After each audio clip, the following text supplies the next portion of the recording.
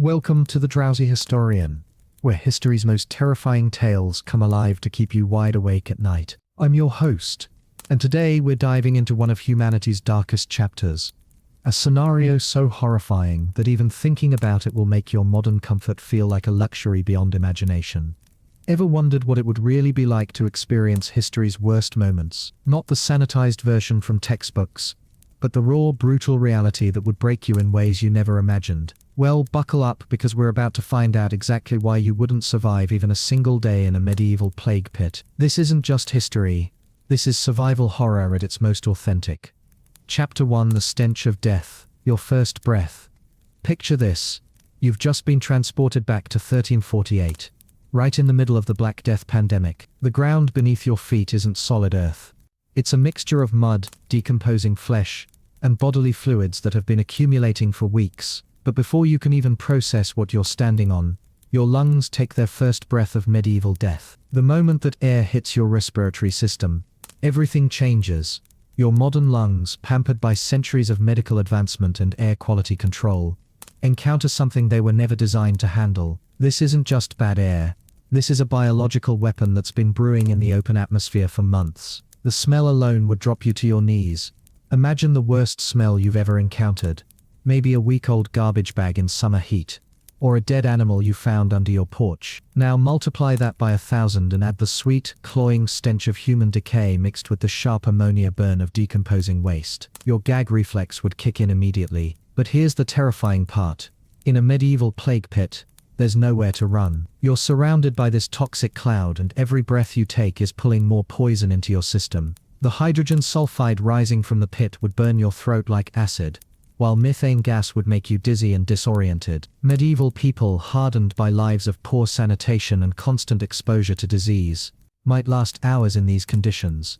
Their immune systems were battle-tested by a lifetime of bacterial warfare. Your sanitized modern immune system would be like sending a house cat into a lion's den. Within the first 60 seconds you'd be vomiting violently.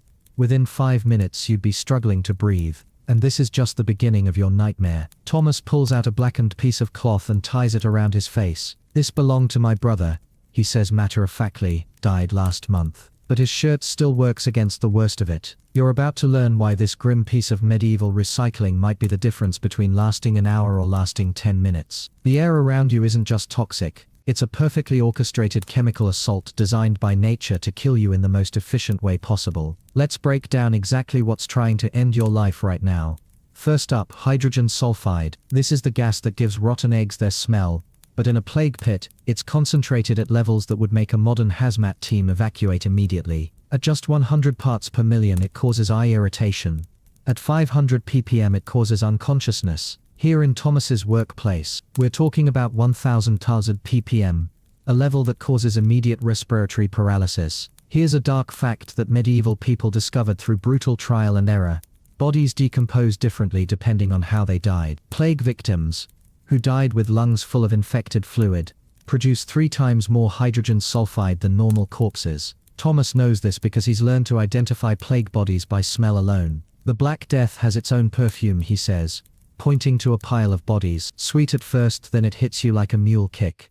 But hydrogen sulfide is just the opening act. Meet methane, the silent killer that's making you dizzy right now. Produced by anaerobic bacteria feasting on decomposing flesh, methane displaces oxygen in the air. Your modern brain, accustomed to 21% oxygen levels, starts shutting down when that drops to 16%. Thomas has adapted to function on 12% oxygen. You're about to discover what oxygen deprivation feels like. Here's an interesting survival fact. Medieval plague pit workers developed what we now call methane tolerance. Their bodies actually learned to process oxygen more efficiently, similar to how mountain climbers adapt to high altitude. But this adaptation took months of gradual exposure. You don't have months, you have minutes. Thomas continues his grim lesson. "See how the ground bubbles?" He points to spots where the earth literally moves and shifts. That's the gas trying to escape. Sometimes it builds up so much that the whole pit explodes. He's not exaggerating. Historical records describe ground bursts that would spray decomposing matter across entire villages, spreading disease even further.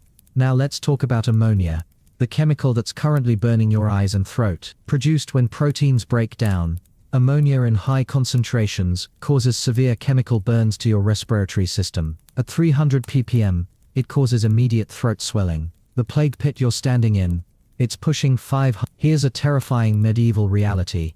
Workers like Thomas developed permanent lung damage from ammonia exposure. Medieval physicians called it grave lung, a condition where the airways become permanently scarred and inflamed. Most workers died within 6 months. Not from plague, but from chemical poisoning. Thomas has been here 3 months. He's living on borrowed time, and he knows it.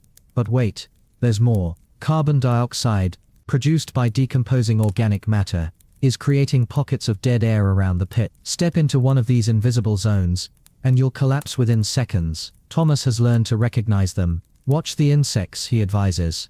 Where there are no flies, there's no air. It's a medieval survival trick that could save your life, if you live long enough to use it. The most insidious killer is something called cadaverine, a compound that sounds exactly as pleasant as it is. This chemical, produced when the amino acid lysine decays, doesn't just smell horrible, it's neurotoxic. It attacks your nervous system, causing hallucinations, seizures, and eventual respiratory failure. Medieval workers called it ghost sickness, because victims would see things that weren't there before they died.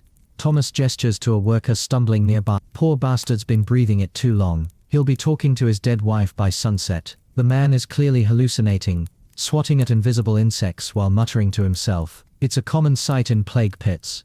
Workers poisoned by their own work. Here's the most horrifying part. Your modern body has zero defense against this chemical cocktail. Medieval people had one advantage. They'd been exposed to smaller amounts of these toxins their entire lives through poor sanitation and urban decay. Your sanitized immune system is like a newborn baby being thrown into a war zone. Thomas looks at you with something approaching pity. Most newcomers last about 20 minutes, he says. The smart ones run after 10, but you can't run, because your legs are already betraying you. The methane has made you dizzy, the ammonia has burned your throat raw, and the hydrogen sulfide is starting to shut down your respiratory system. And this is just the chemistry lesson. We haven't even discussed the biological weapons floating in this toxic soup. The bacteria, viruses, and parasites that are already setting up shop in your compromised immune system. Thomas spits again and returns to his work. Welcome to the real medieval world, he mutters. Hope you're ready for the rest of the tour. Chapter 2: The Bubonic Nightmare. Understanding your enemy. Thomas stops digging and points to a fresh corpse being dragged toward the pit. See those black swellings under her arm? He asks, wiping sweat from his brow. That's how you know the devil's got her. Meet Isabella, a merchant's daughter, who was selling silk in London's markets just 5 days ago. Now she's about to become your textbook example of exactly what's hunting you in this medieval hellscape. Isabella's story isn't unique. It's terrifyingly common, but her corpse is going to teach you something that no modern medical textbook can. What it actually looks like when Yersinia pestis, the plague bacterium, systematically destroys a human body from the inside out. Here's a dark fact that'll make your skin crawl. The Black Death wasn't just one disease. It was a perfect storm of 3 different manifestations of the same bacterium, each one designed to kill you in its own special way. Bubonic plague attacks your lymph nodes, pneumonic plague drowns you in your own blood, and septicemic plague poisons your bloodstream. Isabella got the full package. Thomas lifts Isabella's arm, revealing a swollen mass the size of a chicken egg under her armpit. This one's fresh, he observes clinically. Still warm. The bobos haven't burst yet. What he's showing you is a lymph node that's been overwhelmed by plague bacteria. Your lymph nodes are supposed to filter out infections. Instead, they become breeding grounds for your own destruction. Here's how Yersinia pestis works its magic. It hijacks your immune system's own defense mechanisms. When the bacteria enter your body through a flea bite, your lymph nodes rush to contain the infection, but this bacterium has evolved specifically to survive inside immune cells. It's like inviting a vampire into your house. Once it's inside, it owns the place. The bobos you're looking at aren't just swellings, they're biological time bombs. Each one contains billions of plague bacteria, multiplying exponentially every 20 minutes. Medieval physicians called them God's punishment, but they had no idea they were looking at one of evolution's most perfect killing machines. Thomas continues his grim anatomy lesson. Feel the heat coming off her. He's right. Isabella's corpse is still radiating warmth. That's the fever. Burns them up from the inside before it kills them. The plague bacterium produces toxins that cause massive inflammation, spiking body temperature to 4 higher. Your modern body, used to controlling fever with medicine, would be completely overwhelmed. Here's an interesting medieval fact. Plague victims often went insane before they died. The combination of high fever, toxins and oxygen deprivation to the brain caused what medieval physicians called plague madness. Victims would strip off their clothes, run naked through the streets, and attack anyone who came near them. Isabella probably spent her last hours in complete delirium. But here's where it gets really horrifying. The plague bacterium doesn't just kill you, it turns your corpse into a weapon. Notice how Isabella's mouth is still slightly open, with dark fluid dried around her lips. That's blood mixed with plague bacteria. Every breath she took in her final hours was spraying billions of infectious particles into the air. Thomas points to dark stains on Isabella's clothing. See those spots? That's where the blood came out. Means it got into her lungs too. He's describing pneumonic plague, the airborne version that spreads through coughing and breathing. This is why you're in immediate danger just standing here. Here's a terrifying medieval reality. Pneumonic plague kills faster than any other form, from first symptoms to death in 24-48 hours. Isabella probably felt fine on Monday, developed a cough on Tuesday, and was dead by Wednesday. The bacteria multiply so rapidly in lung tissue that they literally drown you in your own infected blood. But wait, there's a third way this bacterium can kill you. Thomas lifts Isabella's sleeve, revealing dark mottled skin. Black death, he says simply. When it gets in the blood, it rots you from the inside. This is septicemic plague, where the bacteria enter your bloodstream directly and cause massive organ failure. The dark patches you're seeing aren't just discoloration, they're areas where blood vessels have been destroyed by bacterial toxins. Your circulatory system becomes a highway for death, carrying plague bacteria to every organ in your body simultaneously. Medieval people called these dark patches God's fingerprints, marking those chosen for death. Here's the most horrifying part. Your modern immune system might actually make things worse. When exposed to plague bacteria, your body produces what's called a cytokine storm, an overreaction that causes more damage than the infection itself. Medieval people with their weaker immune systems sometimes had a better chance of survival because their bodies didn't destroy themselves fighting the infection. Thomas begins dragging Isabella toward the pit. She was probably pretty once, he muses. Rich girl, nice clothes, didn't matter to the plague. And that's the most terrifying truth of all. Yersinia pestis doesn't discriminate. Rich or poor, young or old, healthy or sick, it kills with equal efficiency. As Isabella disappears into the pit, Thomas turns to you with a grim smile. Still think you'd last a day here? He asks. Because that bacterium is already in the air you're breathing. And unlike Isabella, you don't have medieval lungs to fight it with. The clock is ticking. Your modern body is about to meet its medieval match. Thomas wipes his hands on his already filthy apron, and gestures toward 3 different areas of the pit. See how I sort them? He asks. The swollen ones go there, the bleeding ones there, and the black ones get the deep end. You're about to get a masterclass in medieval plague taxonomy, and discover why each type would kill you in its own uniquely horrifying way.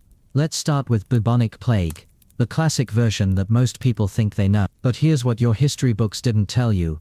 Those famous buboes aren't just painful swellings, they're biological pressure cookers ready to explode. Thomas points to a corpse where the bubo under the armpit has burst open, leaving a gaping wound filled with black, putrid fluid. That's the lucky ones, Thomas explains matter-of-factly. When the bubos burst, sometimes the poison comes out and they live. When they don't burst, he trails off, pointing to another corpse with massively swollen bubos that look ready to pop. They die choking on their own poison. Here's a dark medical fact. Medieval physicians actually tried to lance buboes with hot irons, thinking they could drain the evil humors. What they were actually doing was creating secondary infections that killed patients even faster. The lucky few who survived bubo lancing often died from gangrene or blood poisoning within days. But bubonic plague is just the appetizer. Thomas moves to the second section of the pit. These ones drowned, he says, pointing to corpses with dark blood caked around their mouths and noses. But not in water, in their own blood. Welcome to pneumonic plague, the version that turns your lungs into a bacterial swimming pool. Here's how pneumonic plague works its magic. The bacteria multiply so rapidly in your lung tissue that they literally burst the tiny air sacs called alveoli. Your lungs fill with infected blood and fluid, making it impossible to breathe. Medieval people described it as drowning on dry land. You'd spend your final hours gasping for air that your ruined lungs couldn't process. The most terrifying part, pneumonic plague is airborne. Every cough, every labored breath from a victim sprays billions of bacteria into the air. Medieval chroniclers described entire households dying within hours of the first person showing symptoms. Thomas has seen it happen dozens of times. Family of 8 in the morning, family of corpses by evening, he says grimly. Here's an interesting medieval survival fact. Some people actually survived pneumonic plague by practicing what we now call quarantine breathing. They would breathe through wet cloth and avoid speaking or coughing near others. Of course, they had no idea why it worked. They just knew that quiet breath sometimes meant living another day. Now for the third and most horrifying variant, septicemic plague. Thomas leads you to the black end of the pit, where corpses are so dark and mottled they barely look human. This is what happens when the devil gets in your blood, he explains. They turn black before they die, like they're already rotting. Septicemic plague occurs when Yersinia pestis enters your bloodstream directly, usually through an infected flea bite or open wound. The bacteria release toxins that cause massive blood vessel damage throughout your body. Your skin turns black not because you're rotting, but because your blood vessels are literally exploding from the inside. Here's a horrifying medieval reality.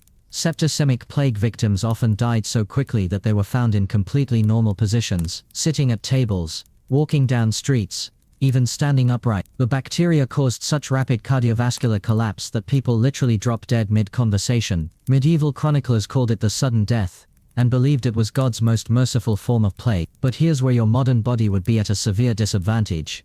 You're used to antibiotics, vaccines and modern medical care. Your immune system has never faced a challenge like this. Medieval people who survived plague often had what we now call hybrid immunity. They'd been exposed to similar bacterial infections their entire lives, giving them some resistance. Thomas pulls out a small wooden cross from his pocket. This belonged to my wife, he says quiet. She got all three kinds at once. Buboes, blood lungs and black skin. Took her 4 days to die. He's describing something that modern medicine didn't think was possible. Concurrent multiple plague infections in the same person. Here's a dark fact that medieval physicians discovered through grim experience. Some people could survive one form of plague only to die from another. The stress of fighting bubonic plague could weaken your immune system enough that pneumonic plague could take hold. Or surviving pneumonic plague could leave you vulnerable to septicemic plague through secondary infections. The most terrifying aspect of medieval plague was its unpredictability. Thomas has seen healthy adults die in hours while sickly children survived for weeks. He's watched plague skip entire families while wiping out their neighbors. The plague chooses who it wants, he says.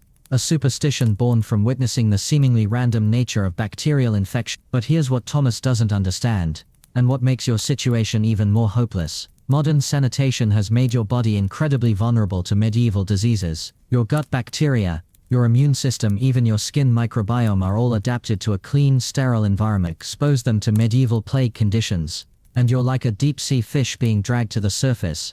Your body simply can't handle the pressure. Thomas finishes sorting the latest batch of corpses and turns to you. So which one do you think will get you first? He asks with dark humor. The buboes that make you scream, the blood lungs that make you drown, or the black death that drops you like a stone? The answer is probably all three, working together in perfect medieval harmony to destroy your unprepared modern body. Chapter 3: Maggots and Madness. The living carpet beneath your feet. Thomas suddenly stops walking and grabs your arm. Don't move, he whispers urgently. You look down and realize why. The ground beneath your feet isn't just moving from gas bubbles. It's writhing with millions of maggots, creating a living carpet of white, squirming death. Step wrong and you'll sink ankle deep in them, Thomas warns. And trust me, you don't want that. What you're witnessing is decomposition on an industrial scale. Each corpse in this pit is hosting thousands of fly larvae. And they're not just cleaning up the dead, they're turning this place into a breeding ground for disease that would make your worst nightmares seem like pleasant dreams. Here's a dark biological fact. A single corpse can produce over 100,000 maggots in just 1 week. Now multiply that by the hundreds of bodies in this pit, and you're looking at literally millions of larvae squirming around your feet. Medieval people called it the devil's rice, because of how the white maggots would carpet the ground like scattered grain. Thomas points to a particular area where the maggots are especially thick. That's where we put the fresh ones yesterday, he explains. The flies smell death from miles away. They're here before the body's even cold. He's describing one of nature's most efficient cleanup crews. But in medieval times, these maggots were vectors for disease transmission on a scale that would terrify modern epidemiologists. But here's where it gets truly horrifying. These aren't just ordinary maggots. They're plague-infected maggots. As they feast on contaminated flesh, they become living reservoirs of Yersinia pestis. When they mature into flies, they carry the bacteria with them, spreading plague across vast distances. You're not just walking through a graveyard, you're walking through a biological weapons factory. Meet Isabella's corpse again. She's been here for 6 hours, and already her body is a maternity ward for thousands of larvae. Thomas lifts a corner of her dress, revealing a seething mass of maggots that have eaten through her flesh and are now working on her internal organs. They start with the soft parts, he explains clinically. Eyes, mouth, wounds. Then they work their way in. Here's an interesting medieval observation. Plague pit workers learned to identify the stage of decomposition by the type of insects present. Fresh corpses attracted blowflies. Day-old corpses brought flesh flies. Week-old corpses hosted beetles and moth. Thomas has become an expert in death timing. He can tell you exactly when someone died just by looking at the insects feeding on them. But the maggots are just the beginning of your insect nightmare. Look closer at the ground and you'll see something even more disturbing. Thousands of beetles, mites, and other scavengers that have turned this plague pit into their personal buffet. Each one is a potential disease carrier, and they're all actively feeding on plague-infected tissue. Thomas kicks at a particularly large cluster of maggots, and they scatter to reveal something that makes your stomach turn. Partially dissolved human flesh, liquefied by digestive enzymes the maggots secrete. That's what happens to the meat, Thomas says matter-of-factly. The maggots don't just eat it, they dissolve it first, then drink it up. Here's a terrifying medieval reality. Workers like Thomas often went home with maggots in their clothes, hair and boots. These larvae would continue developing in their homes, eventually emerging as adult flies that spread plague throughout the city. Medieval chronicles describe plague fly swarms that would darken the sky and bring death to previously uninfected areas. The psychological impact of walking through this living carpet is something no modern person is prepared for. Every step produces a sickening squelch, as you crush hundreds of larvae underfoot. The sound, the smell, the feeling of constant movement beneath your feet, it's enough to drive people insane. Medieval workers developed what physicians called maggot madness, a condition where they would obsessively scratch at their skin, convinced that maggots were crawling under their flesh. Thomas notices you staring at the writhing mass with horror. First week's the worst, he says. After that you stop seeing them as bugs. They're just part of the job. But here's what he doesn't tell you. Medieval plague pit workers had a shorter life expectancy than frontline soldiers. The constant exposure to disease-carrying insects, combined with toxic gases and psychological trauma, killed most workers within months. Here's a dark survival fact. Some medieval workers actually used the maggots as a crude form of medical treatment. They would intentionally let maggots clean infected wounds, not knowing that the larvae's digestive enzymes actually have antimicrobial properties. Modern medicine has rediscovered this technique as maggot therapy, but in medieval times it was a desperate gamble that sometimes worked. But your modern sensibilities are completely unprepared for this level of biological horror. You've probably never seen a maggot outside of a nature documentary, let alone walked through millions of them. The combination of visual revulsion, physical disgust, and psychological trauma would break most modern people within minutes. Thomas continues his work, methodically stepping through the maggot carpet as if it were normal ground. The trick is to not think about it, he advised. Just keep moving and try not to look down. But you can't stop looking down, because every step you take produces a new wave of writhing white larvae, each one a potential carrier of medieval death. And this is just the ground level. Wait until you see what's crawling up the walls of the pit, or what's flying around your head. The insect apocalypse is just getting started. Thomas suddenly swats at something near his face, and you hear a sound that makes your blood run cold, the angry buzz of thousands of flies swarming around the pit. Keep your mouth shut, he barks at you. Breathe through your nose, and whatever you do, don't let them get in your ears. You're about to discover why medieval people considered flies to be literal agents of death. The air above the plague pit isn't just filled with toxic gases, it's thick with flying insects that have turned this place into their personal war zone. Each fly buzzing around your head has been feeding on plague-infected corpses, and they're actively trying to share that infection with you through every orifice in your body. Here's a horrifying medieval fact. Flies don't just land on corpses to feed, they actually vomit digestive enzymes onto the flesh to liquefy it before consumption. Then they suck up the dissolved tissue, which is now loaded with plague bacteria. Every fly around you is essentially a flying syringe full of medieval death, and they're attracted to the warmth and moisture of your living body. Thomas points to a massive swarm of flies surrounding Isabella's corpse. See how they're thicker around the fresh ones, he observed. That's because the bacteria are still alive and multiplying. Dead plague is bad enough, but living plague, he trails off, swatting at another fly that's gotten too close to his face. But these aren't just ordinary house flies. The plague pit attracts multiple species of carrion flies, each one specialized for different stages of decomposition. The iridescent green blowflies arrive first, laying eggs in fresh corpses. The larger, more aggressive flesh flies come next, birthing live maggots directly into rotting tissue. Finally, the smaller coughing flies arrive to clean up the remaining scraps. Here's what makes this truly terrifying. Each species of fly has different feeding habits and flight patterns. The blowflies are attracted to open wounds and mucous membranes. They'll try to land on your eyes, nose, and mouth. The flesh flies are attracted to body heat and will crawl under your clothing. The coughing flies are small enough to enter your ears and nose without you noticing. Thomas demonstrates medieval fly defense by pulling his shirt up over his nose and mouth. "My grandfather taught me this," he says through the fabric. "Said the flies carry the devil's breath." He's describing a technique that actually works. Medieval people had learned through brutal experience that covering your airways reduced infection rates, though they didn't understand why.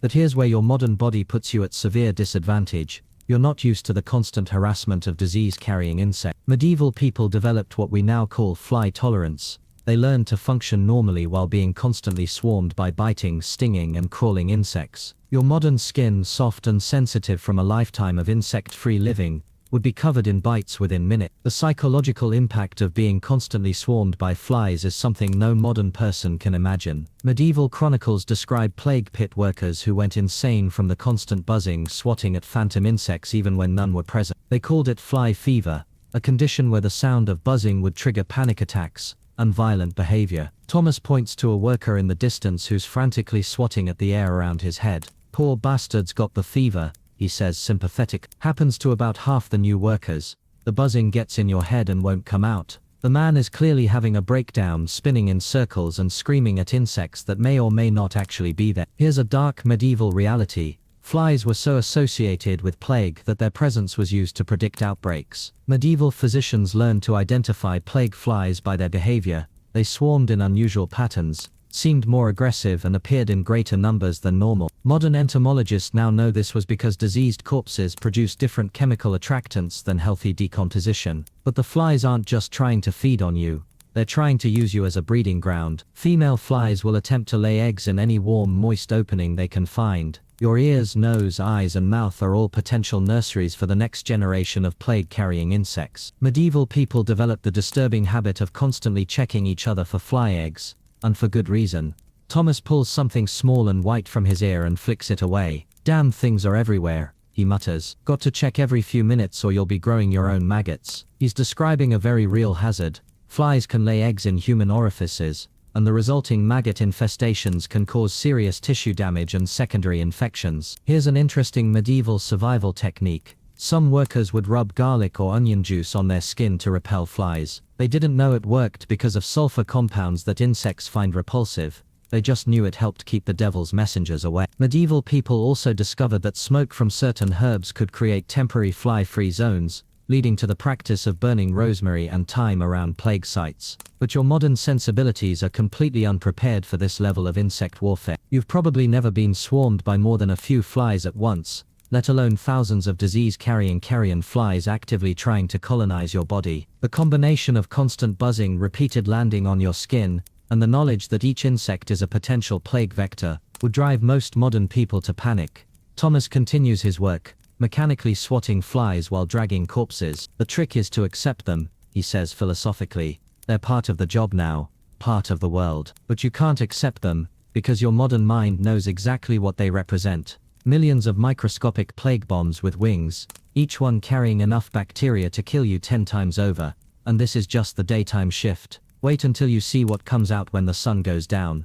Thomas suddenly swats at something near his face, and you hear a sound that makes your blood run cold. The angry buzz of thousands of flies swarming around the pit. "Keep your mouth shut," he barks at you. "Breathe through your nose, and whatever you do, don't let them get in your ears." You're about to discover why medieval people considered flies to be literal agents of death. The air above the plague pit isn't just filled with toxic gases. It's thick with flying insects that have turned this place into their personal war zone. Each fly buzzing around your head has been feeding on plague-infected corpses, and they're actively trying to share that infection with you through every orifice in your body. Here's a horrifying medieval fact. Flies don't just land on corpses to feed, they actually vomit digestive enzymes onto the flesh to liquefy it before consumption. Then they suck up the dissolved tissue, which is now loaded with plague bacteria. Every fly around you is essentially a flying syringe full of medieval death, and they're attracted to the warmth and moisture of your living body. Thomas points to a massive swarm of flies surrounding Isabella's corpse.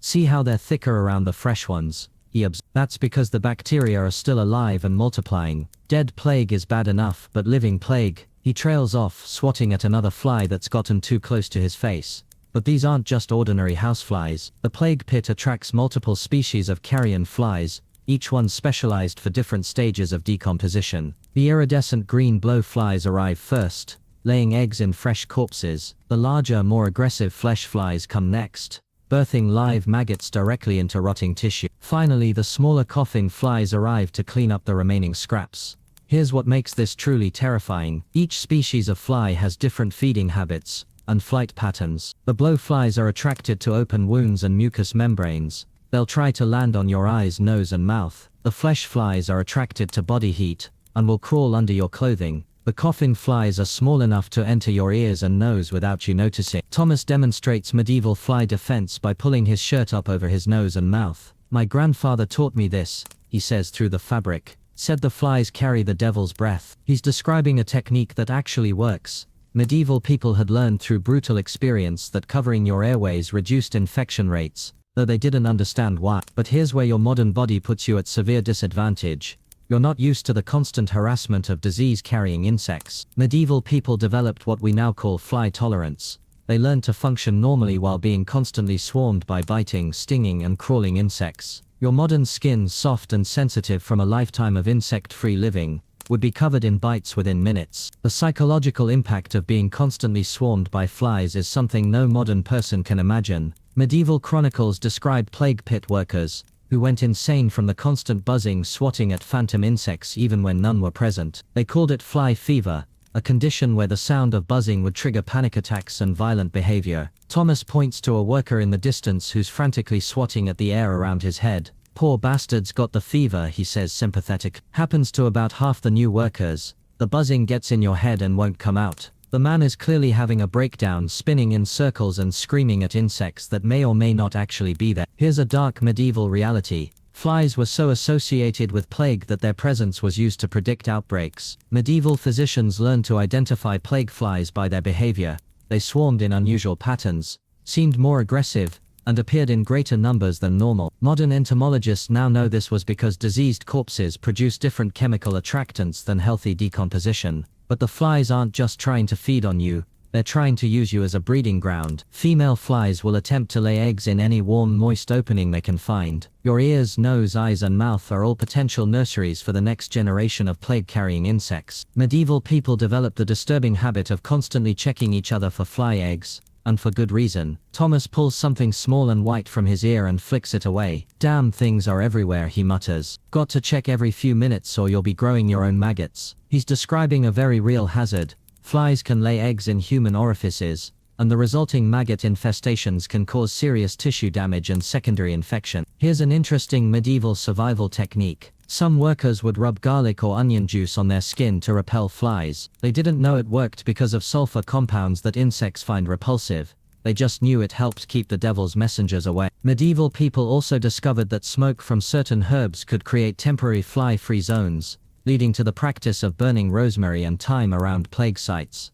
But your modern sensibilities are completely unprepared for this level of insect warfare. You've probably never been swarmed by more than a few flies at once, let alone thousands of disease-carrying carrion flies actively trying to colonize your body. The combination of constant buzzing, repeated landing on your skin, and the knowledge that each insect is a potential plague vector would drive most modern people to panic. Thomas continues his work mechanically swatting flies while dragging corpses. The trick is to accept them, he says philosophically. They're part of the job now, part of the work. But you can't accept them because your modern mind knows exactly what they represent. Millions of microscopic plague bombs with wings, each one carrying enough bacteria to kill you 10 times over. And this is just the daytime shift. Wait until you see what comes out when the sun goes down. Chapter 4: Medieval Medicine. When the cure is worse than the disease. Thomas suddenly stops and points to a man approaching the pit with a leather bag and blood-stained apron. Here comes Master Geoffrey, he says with a mixture of respect and dread. The barber surgeon. If you're unlucky enough to still be breathing when he gets here, you'll wish you weren't. You're about to meet medieval medicine in all its horrifying glory, and discover why being treated by a 14th century physician was often a death sentence with extra steps. Master Geoffrey is what passes for a medical professional in 3048. He cuts hair, pulls teeth, performs surgery, and treats plague victims with the same set of unwashed tools. His leather apron is permanently stained with blood, pus and other bodily fluids from hundreds of previous patients. In his bag he carries instruments that would make a modern surgeon faint: rusty knives, bone saws and cauterizing irons that haven't been cleaned since the last plague outbreak. Here's a dark medical fact that'll make your skin crawl. Medieval physicians believed that pus was a good sign. They called it laudable pus and thought it meant the body was successfully fighting infection. What they were actually seeing was massive bacterial infection, and their treatments were designed to encourage more pus production. Geoffrey's favorite technique for treating buboes involves making deep incisions to release the evil humors, essentially turning every patient into a walking bacterial bomb.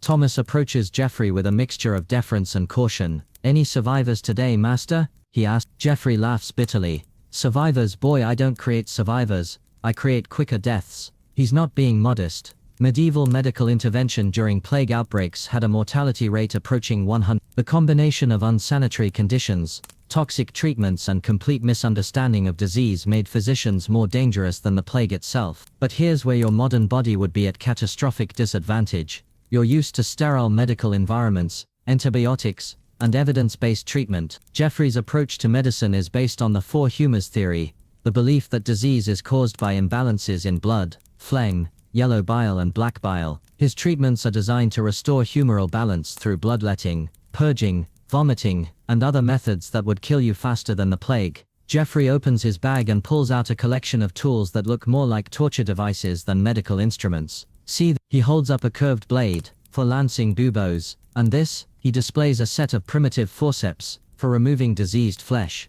Each tool is caked with dried blood and tissue from previous patients. The concept of sterilization won't be discovered for another 500 years. Here's a horrifying medieval reality. Barber surgeons like Geoffrey learned their trade through apprenticeship, not formal medical education. They practiced on the poor, the desperate and plague victims who had no other options. Geoffrey's medical knowledge comes from watching his master work, reading ancient texts filled with superstition, and trial and error experimentation on dying patients. Thomas points to a recent patient of Geoffrey's, a man who's still barely alive despite having undergone treatment for bubonic plague. The patient's arms are covered in deep cuts where Geoffrey attempted to drain the poison, and his skin has a grayish pallor that suggests severe blood loss. "He's been bled 6 times in 2 days, Thomas whispers. Geoffrey says he needs to remove more of the corrupted blood. But here's the most terrifying part. Geoffrey's treatments are considered state-of-the-art medieval medicine. He uses mercury compounds to treat skin lesions, arsenic preparations for internal infections and lead-based ointments for wound care. Each of these medicines is actively poisoning his patients, but medieval physicians believed that toxic substances could drive out disease through sympathetic magic. Geoffrey notices you watching and approaches with professional interest. "You look healthy," he observes, pulling out a small knife, "but the plague is cunning. Better let me bleed you now before it takes hold." He's describing preventive bloodletting, the medieval belief that removing blood could prevent disease. What he's actually offering is intentional anemia that would leave you completely vulnerable to infection. Here's an interesting medieval medical fact. Physicians like Geoffrey charge different rates based on the patient's social status. A merchant might pay 10 times more for the same treatment as a peasant. But here's the dark twist. Wealthy patients often received more intensive treatments, which meant they were more likely to die from medical intervention. Isabella, being a merchant's daughter, would have received Geoffrey's full attention, and probably died faster because of it. The psychological impact of medieval medical treatment was almost as deadly as the physical effects. Patients were told that their suffering was God's will, that pain was purifying, and that death was preferable to living with corrupted humors. Geoffrey routinely performs procedures without any pain relief, believing that patient screams help drive out evil spirits. Thomas shares a dark secret. "Geoffrey's killed more people than the plague itself," he whispers, "but he's got the church's blessing so no one can stop him." Medieval physicians were protected by religious authority and guild regulations. They could literally torture patients to death while claiming divine sanction for their actions. Here's a survival fact that medieval people learned through bitter experience. The wealthy who could afford physician care died faster than poor people who couldn't. Street vendors, beggars and laborers who relied on folk remedies and natural recovery had better survival rates than nobles who received intensive medical intervention. Jeffrey's patients have a mortality rate of 98%.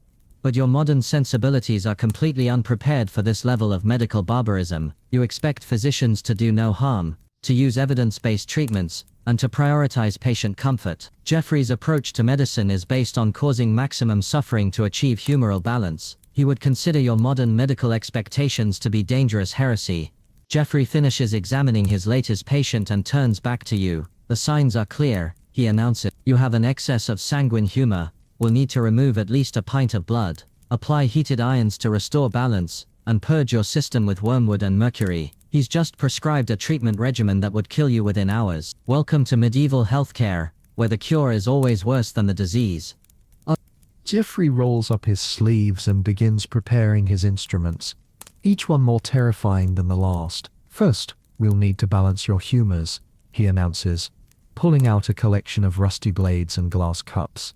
Then we'll address any corruption in your flesh. You're about to witness medieval surgery in all its bloody barbaric glory, and discover why most patients died from the treatment rather than the disease. Thomas steps back instinctively as Jeffrey begins laying out his tools on a wooden board that's permanently stained with blood. I've seen him work, Thomas whispers. The screaming usually stops after the first hour. He's describing a medical procedure that would be considered torture by modern standards. But in 1348 it's cutting-edge healthcare. Here's a dark surgical fact. Medieval physicians believed that the louder a patient screamed during treatment, the more effective the procedure was. They thought screaming helped expel evil spirits and corrupt humors from the body. Jeffrey actually encourages his patients to scream as loudly as possible, believing it accelerates the healing process. What he's actually doing is monitoring how much pain he can inflict before the patient loses consciousness. Jeffrey picks up a curved blade and examines its edge. This beauty has opened over 300 bobos, he says proudly.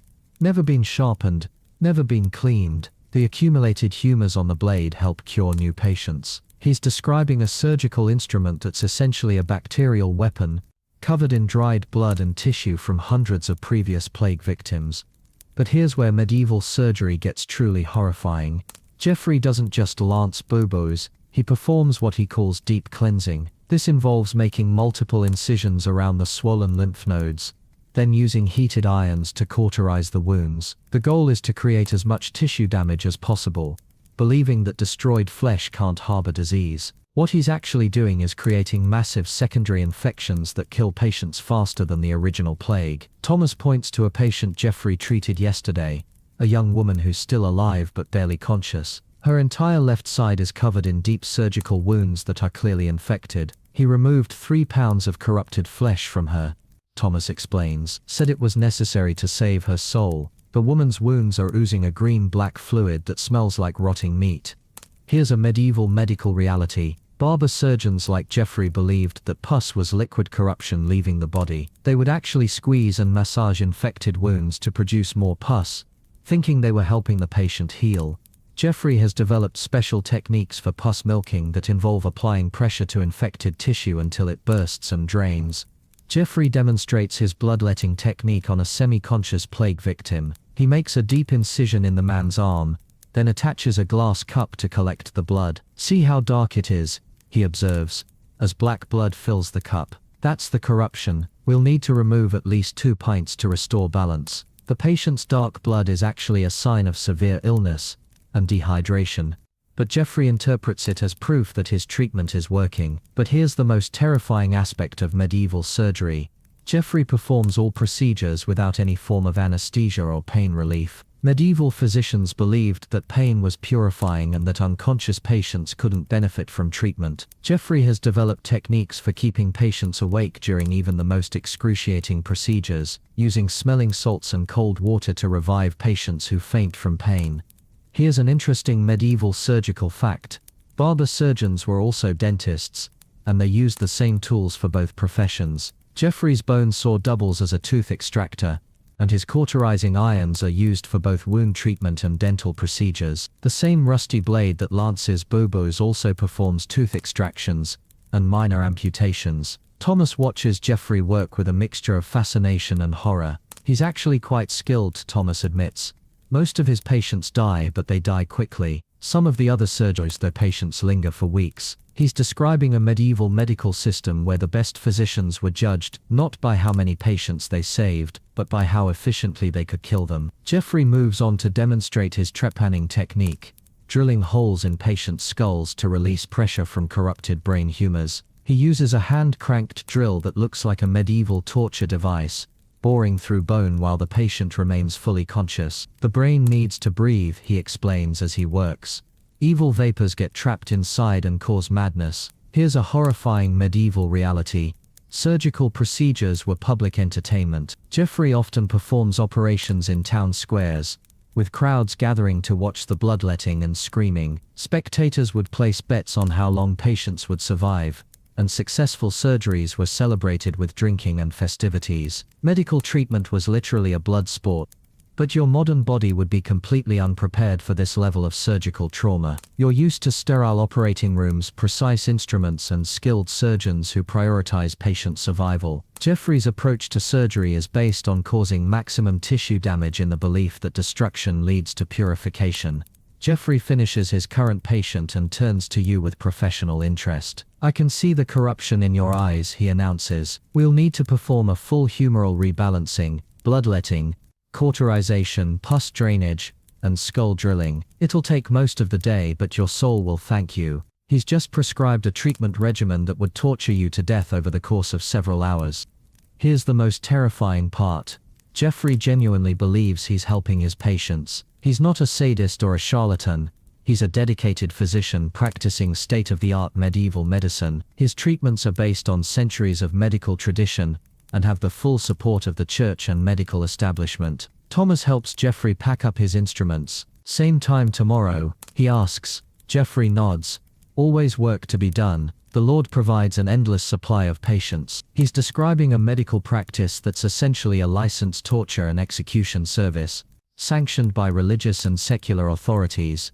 Welcome to medieval healthcare, where every treatment is a death sentence and every physician is an executioner with good intentions. Chapter 5. The Rat Race. Sharing space with plague carriers, Thomas suddenly freezes mid-step and holds up his hand for silence. In the growing dusk, you hear something that makes your blood run cold. The sound of thousands of tiny claws scratching against stone, wood, and rotting flesh. "They're coming out for dinner," Thomas whispers, and we're standing in their dining room. You're about to meet the true architects of the Black Death, the rats that turned medieval Europe into a continental graveyard. As your eyes adjust to the dim light, you begin to see them everywhere, sleek black shapes darting between corpses, glowing eyes reflecting the last rays of sunlight, the soft chittering of thousands of rodents preparing for their nightly feast. These aren't just rats, they're plague-infected biological weapons with teeth, and they've been waiting for darkness to begin their real work. Here's a dark zoological fact that'll make your skin crawl. A single plague-infected rat can host over 2,000 fleas, each one carrying enough Yersinia pestis to kill a dozen humans. Now multiply that by the estimated 100,000 rats living in and around this plague pit, and you're looking at 200 million disease-carrying fleas crawling through the darkness around you. Thomas points to a particularly large rat emerging from beneath Isabella's corpse. "That's old Scratch," he says with grudging respect. "Been here since the pit opened. He's probably killed more people than the plague itself." The rat is massive, easily the size of a small cat, with glossy black fur and intelligent eyes that seem to evaluate you as a potential meal. But here's what makes these rats truly terrifying. They've evolved alongside the plague. Medieval rats that survived repeated plague outbreaks developed what we now call carrier immunity. They can host the bacteria without dying, making them perfect disease vectors. Old Scratch has been spreading plague for years, and he's gotten very good at it. The sound of scratching grows louder as more rats emerge from their hiding places. They move with purpose, not the random scurrying of frightened rodents, but the coordinated behavior of apex predators claiming their territory. Thomas backs away slowly. "Don't make sudden movements," he advises. "They're not afraid of humans anymore. Why should they be? We're just another source of food." Here's a horrifying medieval reality. Plague rats became so aggressive that they would attack living humans. Medieval chronicles describe rat wars where entire packs of plague-infected rodents would swarm sick or sleeping people, literally eating them alive. The rats around this pit have feasted on human flesh for months. They've developed a taste for it. Thomas pulls out a wooden club from his belt. "Never go anywhere without this," he says, hefting the weapon. Rats travel in packs, and they're smart enough to coordinate attacks. He's describing urban warfare against an enemy that outnumbers humans 20 to 1 and has the advantage of size, speed, and disease immunity. But here's where your modern sensibilities put you at fatal disadvantage. You're used to rats being small, timid creatures that run from humans. Medieval plague rats are the size of small dogs, completely fearless, and view humans as prey. They've been feeding on corpses for so long that they've lost all natural fear of people. Old Scratch approaches boldly, his nose twitching as he scents you. Thomas raises his club warningly. "He's checking if you're sick," Thomas explains. "Rats can smell disease better than any physician. If he thinks you're dying, he'll call his friends." The rat circles you slowly, evaluating your health status with the expertise of a medieval diagnostician. Here's an interesting rat fact. Medieval people learned to read rat behavior as a warning system. When rats fled an area en masse, it meant plague was coming. When they became aggressive and territorial, it meant the plague was already there. When they started attacking living humans, it meant the plague had reached epidemic proportions. The rats around this pit are in full attack mode. Thomas demonstrates medieval rat combat technique by swinging his club in a wide arc. "You never fight just one," he explains. "Kill one rat, and 20 more appear. The trick is to make yourself too much trouble to be worth attacking." He's describing guerrilla warfare against an enemy that has turned the medieval world into their personal hunting ground. But the rats aren't just dangerous because of their size and aggression. They're mobile plague laboratories. Every rat carries multiple species of fleas, each one specialized for different types of disease transmission. The rat fleas spread bubonic plague through bites. The human fleas spread pneumonic plague through airborne droplets. The hybrid fleas spread septicemic plague through blood contact. Here's a dark medieval survival fact. Some plague pit workers learned to identify different types of plague by observing rat behavior. Rats infected with bubonic plague moved slowly and had visible swellings. Rats with pneumonic plague coughed and wheezed. Rats with septicemic plague died suddenly, often in the middle of feeding. Thomas has become an expert in rat pathology. The scratching sound intensifies as more rats emerge from the pit. They're not just coming out to feed, they're performing their nightly territorial patrol. These rats have claimed this plague pit as their kingdom, and they defend it aggressively against all intruders. "You're not just a visitor here, you're an invader in their domain." Thomas counts the glowing eyes surrounding you. 30, 40, 50 rats, he mutters. "That's just the advance guard. The main pack is still underground." He's describing a rat population that has exploded thanks to unlimited food sources and lack of predators. The plague has created perfect conditions for a rodent apocalypse. But here's the most terrifying aspect of medieval rat encounters. They're intelligent. Old Scratch has learned to associate the sound of digging with fresh corpses. He's developed hunting strategies specifically for plague pit workers. He knows that humans who work in the pit are weaker, slower, and more likely to be already infected with plague. The largest rat pack begins moving toward you with coordinated precision. Thomas grips his club tighter. "This is where it gets interesting," he says grimly. "They're testing us. If we show weakness, they'll attack. If we fight back, they'll remember us as threats." You're about to participate in a medieval standoff where the wrong move could trigger a feeding frenzy. Welcome to the rat race, where humans are no longer the dominant species, and every encounter is a battle for survival against an enemy that's perfectly adapted to the medieval world of death and disease. Thomas suddenly slaps at his neck, and when he pulls his hand away, there's a tiny speck of blood. "Flee," he says matter-of-factly. "Probably just gave me the plague." He's describing the most efficient killing machine in medieval Europe, an insect so small you can barely see it, yet capable of ending human civilization as we know it. What Thomas just experienced was a flea bite. But not just any flea bite. This was a plague flea, a microscopic terrorist that's been living in the fur of infected rats, feeding on plague-contaminated blood, and is now ready to share that infection with any warm-blooded creature it encounters. Your modern body is about to become the preferred target for millions of these microscopic assassins. Here's a dark entomological fact that'll make your skin crawl. Plague fleas don't just bite you once and leave. They become blocked. Their digestive systems become clogged with plague bacteria, making them constantly hungry and forcing them to bite repeatedly. A single plague flea can bite you dozens of times in one feeding session, injecting fresh plague bacteria with each bite. Thomas rolls up his sleeve to show you his arms, which are covered in hundreds of tiny red marks. This is what 3 months in the pit looks like, he says. Each mark is a flea bite. Each bite is a roll of the dice with death. He's describing a medieval reality where every worker is constantly being attacked by microscopic disease vectors. But here's what makes plague fleas truly terrifying. They're not random in their attacks. These fleas have evolved to prefer certain types of hosts at specific times. When their rat hosts start dying from plague, the fleas abandon the corpses and actively seek out living humans. You're not just being bitten by random insects. You're being targeted by disease-carrying parasites that have identified you as their next meal ticket. The air around the plague pit is thick with jumping fleas. Thomas demonstrates by holding out his arm, and within seconds you can see tiny black specks landing on his skin. They can jump 3 feet horizontally, he explains as he brushes them off, and they're attracted to warmth, movement and carbon dioxide.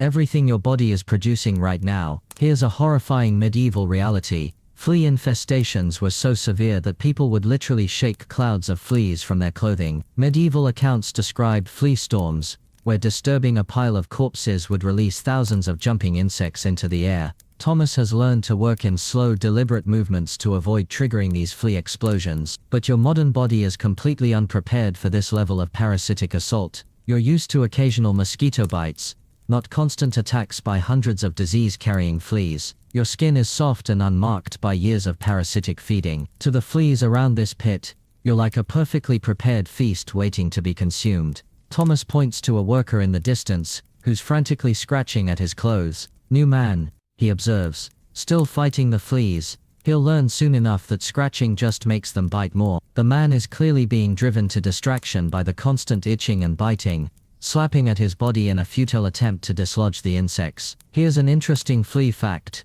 Medieval people learned to identify different types of fleas by their biting patterns. Rat fleas preferred to bite around the ankles and legs. Human fleas attacked the torso and arms. Dog fleas went for the hands and face. Thomas has become an expert in flea identification, able to tell what type of animal a flea came from just by looking at the bite pattern. The psychological impact of constant flea attacks is almost as devastating as the physical effects. The knowledge that every bite could be delivering a fatal dose of plague bacteria creates a paranoia that drives people insane. Medieval workers developed flea madness, a condition where they would obsessively check their bodies for bites and scratch themselves bloody trying to remove parasites. Thomas demonstrates medieval flea defense by rubbing a pungent herb on his exposed skin. Pennyroyal, he explains, keeps some of them away but not all. He's describing a folk remedy that actually works. The herb contains compounds that repel fleas, though medieval people didn't understand the chemistry behind it. But here's the most terrifying aspect of plague flea attacks. They're coordinated. When a flea-infested rat dies, all of its fleas abandon the corpse simultaneously and search for new hosts. This creates flea swarms, coordinated attacks by hundreds of disease-carrying insects that can overwhelm a human victim in minutes. Thomas suddenly grabs your arm and pulls you away from a particular corpse. Don't go near that one, he warns. The rat just died, and the fleas are abandoning ship. You can actually see the corpse surrounded by a cloud of jumping black specks. Thousands of plague fleas looking for their next victim. Here's a dark medieval survival fact. Experienced plague workers learned to predict flea swarms by watching rat behavior. When rats started dying in mass, workers would evacuate the area for several hours until the fleas found new hosts, or died from starvation. Thomas has developed this skill to an art form, able to predict flea attacks with uncanny accuracy. The constant sound of scratching fills the air as workers battle their microscopic tormentors. Some have scratched themselves so severely that they're bleeding, creating open wounds that are perfect entry points for additional infections. The fleas have turned every human in the pit into a walking biological experiment. Thomas checks his body methodically, looking for new bites. 17 new ones since this morning, he counts. That's about average for a slow day. He's describing a medieval reality where being bitten by plague-carrying fleas dozens of times per day is considered normal occupational hazard.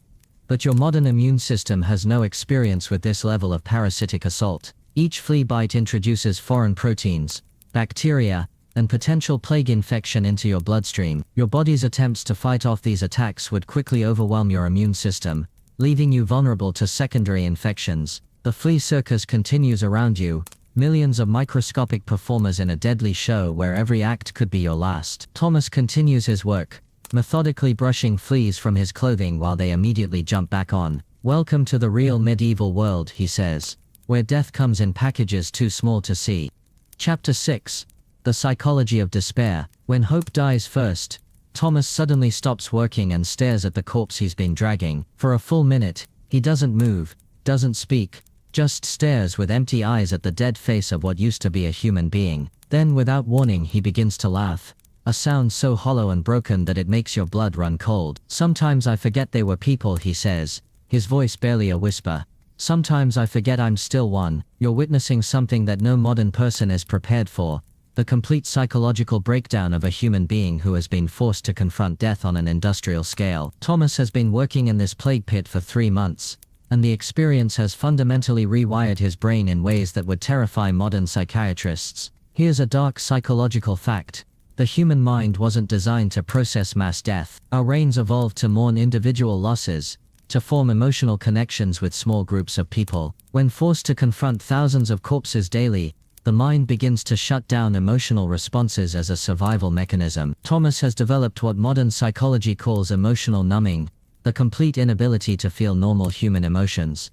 Thomas picks up the corpse again and continues dragging it toward the pit. You know what the worst part is? He asks conversationally. I can't remember what my wife looked like. I see her face every night in my dreams, but when I wake up it's gone. All I can remember is what she looked like when she was dead. He's describing traumatic memory displacement. His brain has been so overwhelmed by images of death that it's begun overwriting his memories of life. But here's where the psychology gets truly horrifying. Thomas isn't just surviving this experience, he's adapting to it. His mind has created elaborate defense mechanisms to protect itself from the constant trauma. He's developed what medieval people called grave humor, the ability to find dark comedy in death and suffering. Thomas gestures toward a pile of children's corpses. See the little ones, he says with disturbing cheerfulness. They make the best kindling, burn clean and don't leave much ash. He's not being cruel, he's demonstrating how his mind has learned to view human bodies as objects rather than people. It's a psychological survival mechanism that allows him to function in hell. Here's an interesting medieval psychological fact. Plague pit workers developed their own culture, complete with songs, jokes and rituals centered around death. They would sing while working, tell stories about the corpses, and create elaborate games involving the dead. Thomas knows dozens of corpse songs, cheerful melodies about decomposition and death, that help workers maintain their sanity. The psychological impact of constant exposure to death goes beyond just emotional numbing. Thomas has developed what modern psychiatrists call hypervigilance. His nervous system is constantly on high alert, scanning for threats and signs of danger. He notices things that normal people miss: the color of skin that indicates different types of plague, the sound of breathing that suggests imminent death, the smell of decomposition that reveals how long someone has been dead. Thomas demonstrates this uncanny ability by examining a corpse that was just brought to the pit. Female, about 20, died yesterday evening from bubonic plague. Probably had 2 children, he says within seconds of looking at the body. See the stretch marks on her belly, and the calluses on her hands from kitchen work? He's developed the observational skills of a medieval CSI investigator. But here's the most disturbing aspect of Thomas's psychological adaptation. He's become emotionally attached to the dead. He knows the regular customers, the corpses that come from specific neighborhoods, the families that arrive together, the children who died alone. He's created imaginary relationships with people he's never met, building entire life stories around their corpses. Thomas points to a well-dressed corpse.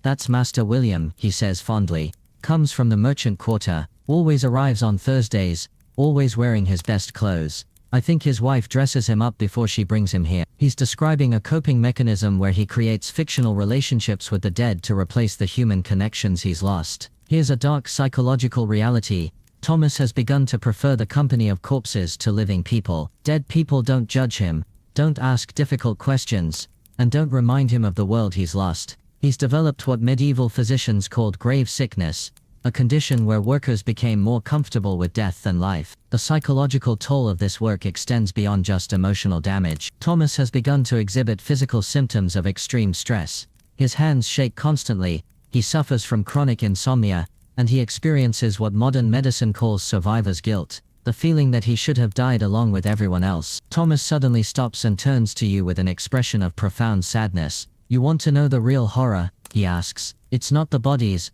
or the smell, or the disease. It's that I've gotten good at this.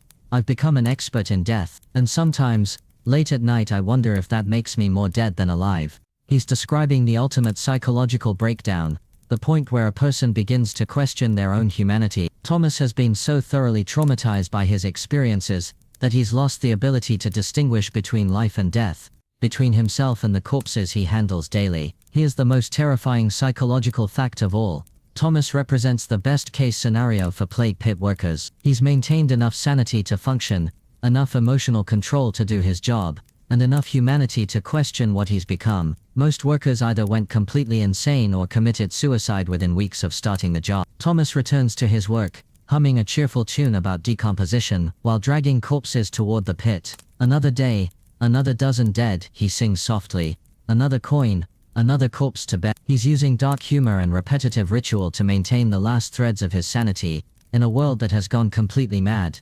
Your modern mind, trained on psychological stability and emotional support systems, would shatter completely in this environment. Thomas has survived by becoming something that's no longer quite human, a psychological hybrid adapted to thrive in hell. Chapter 7. The Psychology of Survival. Why your mind would break first. He asks, pointing to an empty section of the pit. My brother William just walked by. Told me dinner's ready. You're about to witness something more terrifying than plague, maggots, or medieval medicine. The complete psychological breakdown of a human mind under impossible stress. Here's a dark psychological fact that medieval people discovered through brutal experience. The human mind isn't designed to process this level of constant death and horror. Thomas has been working in plague pits for 3 months, and his sanity is hanging by a thread so thin it's practically invisible. What you're seeing isn't just fatigue. It's the systematic destruction of a human psyche by circumstances that would break a modern therapist just hearing about them. Thomas continues his conversation with his dead brother, nodding and responding to questions that only he can hear. William's been dead 6 weeks, he explains to you matter-of-factly. But he still comes to work with me. Says the dead make better company than the living. He's describing a common phenomenon among plague pit workers. Persistent hallucinations of deceased family members and friends. Medieval physicians called it grave madness, but they had no understanding of what we now know as severe psychological trauma. Thomas's brain has created these hallucinations as a coping mechanism, providing him with familiar companionship in an environment where everyone he knew has died. His mind has literally manufactured its own reality to avoid facing the truth of his situation. Here's where your modern psychology would be completely useless. You're accustomed to processing trauma in controlled environments with support systems, therapy and medication. Thomas has none of these. His coping mechanisms are limited to work, alcohol and the occasional hallucination. Your modern mind, used to processing stress through healthy outlets, would snap like a dry twig under this pressure. Thomas picks up a shovel and begins digging a new section of the pit while continuing his conversation with invisible William. He says you look scared, Thomas observes. Says you won't last the day. The most terrifying part is that Thomas isn't wrong. His hallucinated brother is providing surprisingly accurate psychological assessment. Madness in this environment might actually be a form of survival adaptation. But here's what's truly horrifying. Thomas isn't the exception. He's the norm.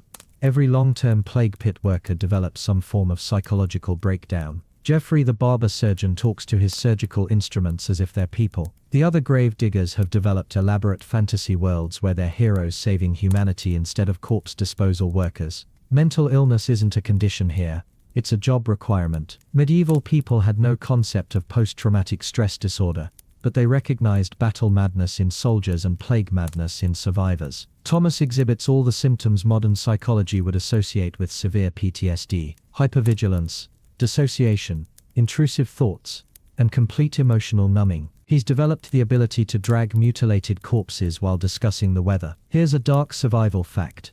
The plague pit workers who lasted longest were often the most psychologically damaged. Complete emotional detachment allowed them to function in environments that would paralyze normal people. Thomas has learned to view human corpses as just another form of debris to be cleared. His sanity was the price of his survival. Thomas suddenly stops digging and grabs your arm with surprising strength. Do you hear that? He whispers urgently. The singing. You listen carefully, but all you hear is the constant buzzing of flies and the distant moaning of plague victims. That's them, Thomas explains. The ones in the pit. They sing at night when they think nobody's listening. What Thomas is describing is auditory hallucinations, his brain creating sounds to fill the psychological void left by constant exposure to death. But here's the terrifying part. Other workers nod in agreement when Thomas mentions the singing. Either they're all sharing the same hallucination, or something about prolonged exposure to plague pits creates similar psychological breaks across different individuals. The most disturbing aspect of Thomas's madness is how functional it is. He continues working efficiently while conversing with hallucinations, following complex burial procedures while completely detached from reality. His psychological breakdown hasn't made him useless. It's made him perfectly adapted to an impossible situation. Here's a medieval reality that would destroy your modern mind. There's no escape from this psychological pressure. No weekends, no vacation time, no sick day. Thomas works in the plague pit every day from dawn to dusk, surrounded by death, breathing toxic air, and watching his co-workers die one by one. Your modern concept of work-life balance would be literally incomprehensible to him. Thomas begins describing his recurring dreams. Vivid nightmares where he's buried alive in the pit while maggots eat him from the inside out. Been having the same dream for 6 weeks, he says casually. Always wake up checking for maggots under my skin. He rolls up his sleeves to show you dozens of self-inflicted scratches where he's clawed at imaginary insects. But here's what would break your modern mind fastest: the complete absence of hope. Thomas knows he's going to die soon. If not from plague, then from toxic gas exposure, physical exhaustion, or simple madness. He has no future to look forward to, no goals to achieve, no dreams to pursue. His entire existence has been reduced to moving corpses from one location to another until he becomes a corpse himself. Medieval people developed what historians call death acceptance, a psychological state where dying became preferable to live. Thomas has reached this point several times, but something keeps him working. My brother says I'm not ready yet, he explains. Says there's still work to do. His hallucinations have become his only source of motivation and purpose. Here's the most terrifying psychological reality. Thomas is the success story. He's lasted 3 months in conditions that broke most workers within weeks. His madness isn't a failure of his mind, it's proof of his psychological resilience. The workers who maintained their sanity either fled immediately or died from the stress of remaining rational in an irrational world. Thomas finishes digging and turns to you with eyes that have seen too much. The trick is to stop thinking of them as people, he says, gesturing to the corpse. People have names, families, dreams. These are just problems to be solved. He's describing the psychological defense mechanism that allows him to function. Complete dehumanization of both the dead and ultimately himself. Welcome to medieval psychology, where madness is sanity and sanity is a luxury that will get you killed. Thomas begins sorting through a pile of personal belongings taken from fresh corpses. Rings, coins, religious medals and scraps of clothing that once meant everything to someone. I used to wonder about their stories, he says, holding up a child's wooden toy. Now I just wonder if they'll burn properly. You're witnessing the final stage of psychological breakdown, the complete dissolution of empathy, humanity and connection to normal human experience. Here's a dark psychological truth that medieval people discovered through necessity. The human mind has a limited capacity for processing death and suffering. Once you exceed that capacity, something fundamental breaks inside you. Thomas has processed over 3,000 corpses in 3 months. His brain has simply stopped registering them as human beings to protect itself from complete psychological collapse. Thomas picks up a woman's wedding ring and examines it with the same interest he'd show a stone. Pretty, he observes before tossing it into a collection bag. Jeffrey says the gold helps pay for medical supplies. He's describing the systematic looting of plague victims, a process that would horrify your modern moral sensibilities, but has become as routine as breathing for medieval plague workers. But here's where your modern psychology would face its greatest challenge. You're programmed to see individual human value in every person. Thomas has learned to see corpses as inventory, personal belongings as salvage, and human suffering as background noise. Your empathy, which you consider a strength, would be a fatal weakness in this environment. Medieval plague workers developed what historians call emotional cauterization, the psychological equivalent of burning nerve endings to prevent pain. Thomas no longer feels grief when he recognizes a face among the corpses. He doesn't experience horror when he sees children's bodies. He processes human tragedy the same way you might process taking out the trash. Here's a terrifying medieval reality. This emotional numbing was necessary for survival. Workers who maintained their empathy and human connection died faster. They couldn't function effectively, made costly mistakes, and often committed suicide rather than continue. Thomas's psychological death was the price of his physical survival. Thomas suddenly stops and stares at a corpse he's just uncovered. That's Margaret the baker, he says with mild interest. Made the best bread in the city, had 7 children. He begins dragging her toward the pit without any change in expression. Wonder if her ovens are still warm. He's describing a woman who was probably a fixture in his community, someone he knew personally, and he's treating her like any other piece of refuse. But here's what would destroy your modern mind. Thomas isn't being cruel or callous. He's being practical. Emotional investment in individual corpses would make his job impossible. He's developed the psychological equivalent of scar tissue, protecting his sanity by destroying his humanity. Your modern therapy and counseling would be completely useless against this level of adaptive psychological damage. The most disturbing aspect of Thomas's condition is how it's spreading to other aspects of his life. He no longer distinguishes between the living and the dead. He treats surviving plague victims with the same detached efficiency he shows corpses. They're all corpses, he explains matter-of-factly. Some are just taking longer to finish dying. Thomas begins describing his daily routine in a monotone voice that sounds like a grocery list. Wake up, check for new bodies, sort by decay stage, estimate maggot population, dig new sections, burn personal effects, repeat until dark. He's reduced human tragedy to a series of logistical problems to be solved. Your modern mind, which craves meaning and purpose, would find this existence unbearable. Here's a dark psychological fact. Thomas has developed what medieval people called death sight, the ability to predict who will die next based on subtle physical and behavioral cues. He can look at a group of survivors and accurately identify who won't live through the night. This skill has become so automatic that he doesn't even consciously realize he's doing it. Thomas points to a worker across the pit, who appears healthy. He'll be dead by morning. Thomas predicts casually. Got the look. Saw it in his eyes yesterday. He's describing a psychological condition where prolonged exposure to death creates an almost supernatural ability to recognize mortality. Your modern rational mind would reject this as superstition, but medieval people learned to trust these instincts. But here's the most terrifying psychological reality. Thomas's madness is contagious. Spending time with him is already affecting your mental state. You're starting to see corpses as objects rather than people, beginning to categorize suffering by efficiency rather than tragedy. The psychological infection of the plague pit is spreading to your modern mind. Medieval people recognized this phenomenon. They called it grave touch, the belief that prolonged exposure to death could spiritually contaminate the living. Thomas carries this contamination with him everywhere he goes. His psychological breakdown has made him a carrier of madness, spreading emotional numbness to everyone he encounters. Thomas finishes his sorting and begins preparing for the next batch of corpses. Tomorrow we're expecting about 50 fresh ones, he says with the same tone someone might use to discuss a grocery delivery. Plague's really picking up in the merchants' quarter. Should keep us busy for weeks. He's describing mass human tragedy as a business opportunity. Here's what would break your modern mind completely. Thomas has lost the ability to imagine a different existence. He can't conceive of life without plague pits. Can't remember what it felt like to value human life. Can't envision a future where his work isn't necessary. His psychological world has contracted to include only death, decay, and the mechanical processes of corpse disposal. The most disturbing aspect of Thomas's condition is that it's actually a form of successful adaptation. He's found a way to function in an environment that would destroy most people. His madness isn't a failure, it's evolution in action. The human mind adapting to impossible circumstances, through the complete abandonment of what makes us human. Thomas looks at you with eyes that have forgotten how to see people as anything other than potential corpses. You're handling this better than most, he observes. Give it another hour and you'll stop seeing them as people too. Makes the work much easier. He's describing the psychological infection that's already taking hold in your modern mind. Welcome to medieval psychology, where the only way to survive is to stop being human.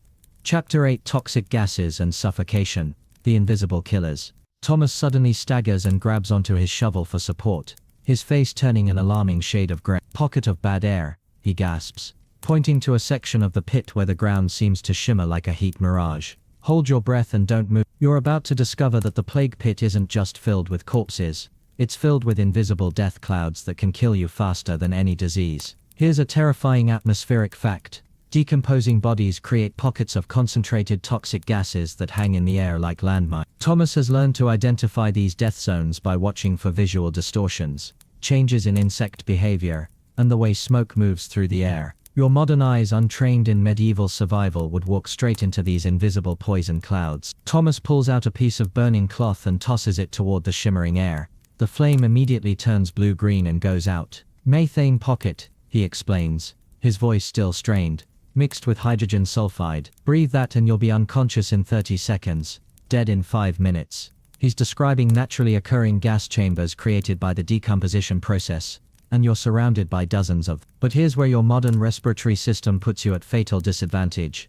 You're used to breathing clean, filtered air with consistent oxygen levels. Thomas has spent 3 months gradually adapting to toxic atmospheric conditions. His lungs have developed what medieval people called grave breath, the ability to extract oxygen from air that would kill normal people. The most terrifying aspect of these gas pockets is their unpredictability. They form and dissipate based on wind patterns, temperature changes, and the stage of decomposition in different areas of the pit. Thomas has learned to read these patterns like a medieval meteorologist. But even he gets caught off guard sometimes. Lost 3 workers last week to a methane burst, he says grimly. They were talking one moment, dead the next. Here's a dark atmospheric reality. The air above the plague pit contains over 30 different toxic compounds, each one capable of killing you in its own special way. Carbon monoxide from decomposing tissue causes oxygen starvation.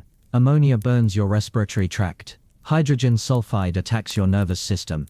And that's just the beginning of the chemical cocktail you'll breathe. Thomas demonstrates his gas detection technique by watching a group of flies. See how they're flying in circles, he points out. That means there's a carbon dioxide pocket there. Flies can't navigate in heavy CO2. He's describing a medieval survival skill that could save your life, if you live long enough to learn it. But here's what makes these invisible killers truly horrifying. They're constantly changing. The wind shifts, and a safe area becomes a death trap. The temperature drops and gas concentrations increase.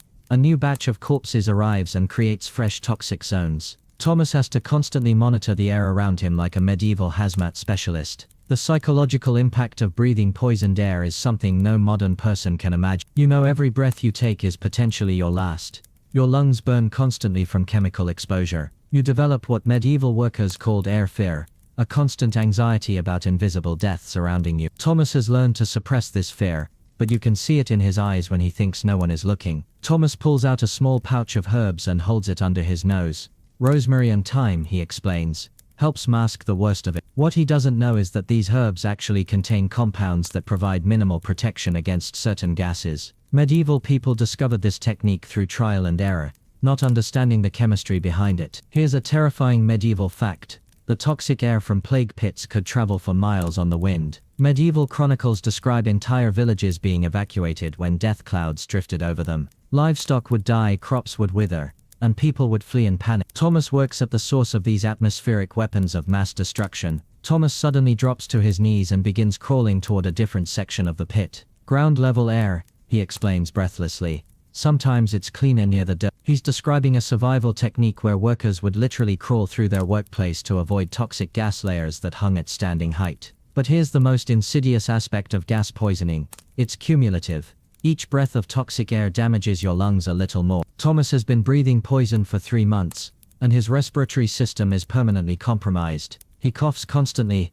his voice is hoarse and his lips have a blue tinge that indicates chronic oxygen deprivation. The medieval understanding of bad air was more accurate than they knew. They called it miasma, poisonous atmosphere that caused disease and death. Thomas has learned to identify different types of miasma by smell, color, and physical effects. Yellow miasma burns your throat, he explains. Black miasma makes you dizzy. Clear miasma just kills you. Here's what would kill your modern lungs first: the sheer concentration of toxic gases.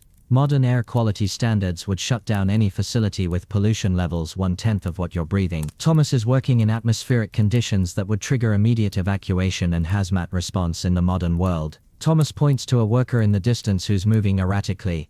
Gas drunk, he observes. Breathed too much methane. He'll be useless for hours. The worker is clearly intoxicated from inhaling toxic gases, stumbling around like someone who's consumed too much alcohol.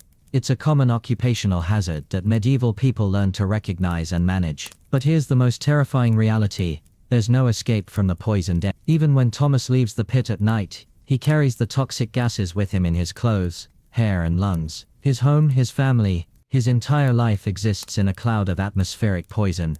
Your modern concept of fresh air would be completely foreign to him. Thomas begins coughing violently, bringing up black phlegm that he spits casually into the pit. Lung rot, he explains matter-of-factly, started about a month ago. Jeffrey says it's normal for pit workers. He's describing severe respiratory damage that would require immediate medical intervention in the modern world. But in medieval times it's just another job hazard. The most disturbing aspect of working in toxic air is how it changes your perception of normal breathing. Thomas has forgotten what clean air feels like. He's adapted to a state of constant mild suffocation, and anything better would probably feel strange and unnatural. Your modern lungs, accustomed to relatively clean air, would be completely overwhelmed by this atmospheric assault. Thomas looks at you with concern as you struggle to breathe. You're turning blue, he observes.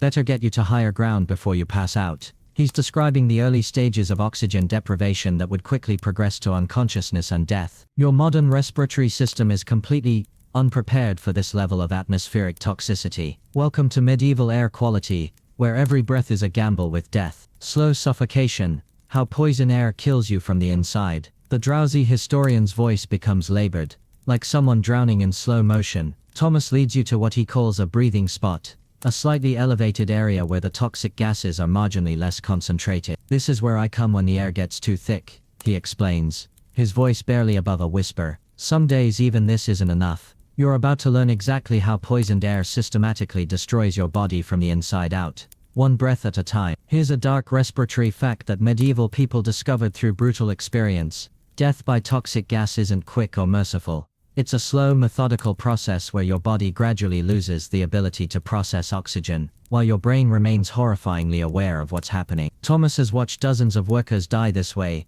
and he's developed a clinical understanding of the stages of atmospheric poisoning. Thomas begins describing the progression of gas poisoning with the detachment of someone who's seen it hundreds of times. First you get the headaches, he explains. Then your vision starts to blur. After that you can't think straight and your hands start shaking. He's describing the early symptoms of carbon monoxide poisoning. Your blood is literally being poisoned by gases that bind to hemoglobin more readily than oxygen. But here's what makes atmospheric poisoning truly terrifying. By the time you realize you're being poisoned, it's often too late. The gases that cause the most damage are odorless and colorless. Thomas has learned to recognize the symptoms in himself and others, but your modern body has no defense against these invisible killers. Thomas points to his fingernails, which have a distinctly blue tinge. See that color? That's what happens when your blood can't carry enough air. He's describing cyanosis, the medical term for oxygen deprivation that turns your skin blue. In the modern world, this would be considered a medical emergency requiring immediate intervention. For Thomas, it's just another day at work. Here's a horrifying medieval reality. The toxic gases don't just affect your lungs.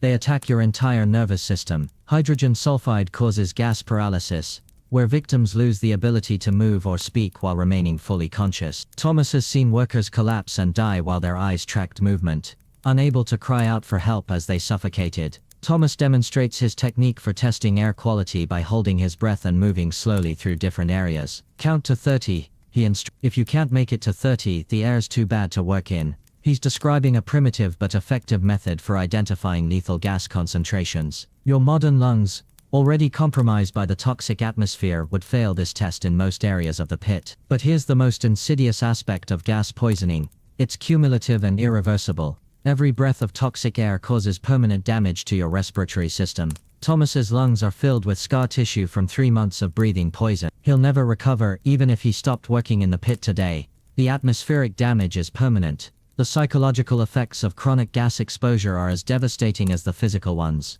Thomas describes experiencing air madness, hallucinations caused by oxygen deprivation to the brain. Sometimes I see colors that aren't there, he admits.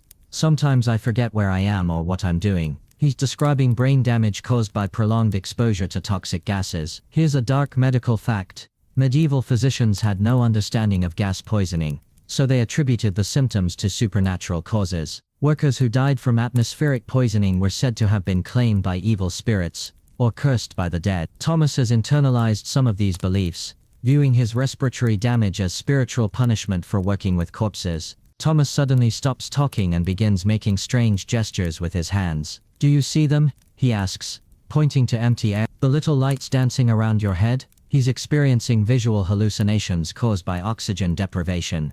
His brain is creating false sensory inputs to compensate for the lack of oxygen. This is a common symptom among long-term plague pit workers. But here's what would kill your modern respiratory system fastest: the combination of multiple toxic gases working together. While your lungs are being burned by ammonia, your blood is being poisoned by carbon monoxide, and your nervous system is being attacked by hydrogen sulfide. It's a three-pronged assault that would overwhelm any modern medical treatment. Thomas explains his daily routine of air management, techniques he's developed to survive in the toxic atmosphere. Shallow breaths in the morning when the gases are thick, he said. Deeper breaths at midday when the wind picks up. Stop breathing entirely when you hit a bad pocket. He's describing survival skills that would be completely foreign to your modern respiratory habits. Here's a terrifying atmospheric reality. The toxic gases are changing the fundamental chemistry of the air around the plague pit. The oxygen content is several percentage points lower than normal air. The carbon dioxide levels are dangerously high, and the mixture of organic compounds creates a cocktail that's actively hostile to human life. Thomas begins coughing again, this time bringing up blood-tinged phlegm. Started bleeding last week, he observes casually. Jeffrey says it means the gases are working their way deeper into my lungs. He's describing severe respiratory damage that would require immediate medical intervention in the modern world. But in medieval times it's just another step toward inevitable death. The most disturbing aspect of atmospheric poisoning is how it affects your perception of reality. Thomas has difficulty distinguishing between memories and hallucinations. He sometimes forgets conversations he had minutes ago. His brain, starved of oxygen for months, is slowly losing its ability to process information correctly. Here's what medieval people didn't understand. The toxic gases from plague pits were creating localized atmospheric dead zones. Areas where the air was so poisoned that it couldn't support human life. Thomas works in what is essentially a gas chamber, and he's developed the ability to survive in conditions that would kill most people within minutes. Thomas looks at you with eyes that have seen too much, and breathed too much poison. The air tastes different when you're dying, he says matter-of-factly. Sweet, almost, like flowers rotting in summer heat. He's describing the advanced stages of respiratory failure with the clinical detachment of someone who's accepted his fate. But here's the most terrifying reality. Thomas knows exactly how he's going to die. He's watched it happen to dozens of other workers. First, the constant coughing will get worse. Then he'll start coughing up more blood. Finally, his lungs will fill with fluid and blood and he'll drown in his own respiratory system. The only question is whether the gases will kill him first. Thomas begins preparing to return to work, taking several deep breaths of the marginally cleaner air. Back to the pit, he says with grim determination. The dead don't bury themselves and the living don't last long enough to help. He's describing a work environment that's literally killing him, but one that he can't afford to leave. Welcome to medieval occupational safety, where every breath is borrowed time and every day is a step closer to suffocation. Chapter 9. The Breakdown of Order. When laws become meaningless. Sheriff William approaches the plague pit with 3 remaining guards, their faces grim with desperate authority. By order of the king's law, this pit is now under official supervision, he announces to Thomas and the other workers, but you can see the fear in his eyes. He knows his authority died with most of his men, and what's left is just empty words backed by nothing but desperation. Here's a dark political reality that medieval people discovered through catastrophe. Laws only exist when there are enough healthy people to enforce them. Sheriff William started the plague year with 40 armed men. Now he has 3, and they're all showing early symptoms of the disease. His legal authority is crumbling as fast as his personnel. Thomas doesn't even look up from his work. Your law ends at the edge of this pit, he says matter-of-factly. Down here, the only law is survival. He's describing a phenomenon that would terrify your modern legal mind. The complete breakdown of governmental authority in the face of overwhelming catastrophe. Your concept of rule of law assumes a functioning society to support it.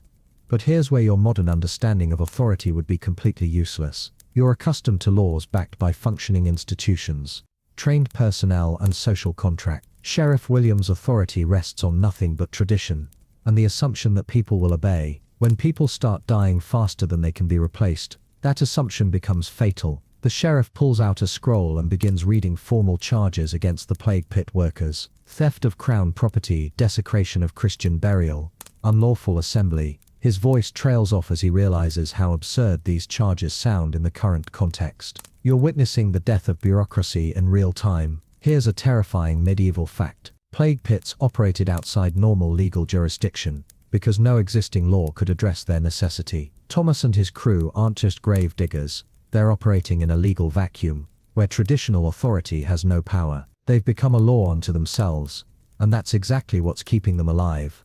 One of the sheriff's guards suddenly doubles over and begins vomiting blood. The plague, he gasps before collapsing. Sheriff William stares at his fallen man with the expression of someone watching his last hope die. God's blood, he whispers. It's taken everything.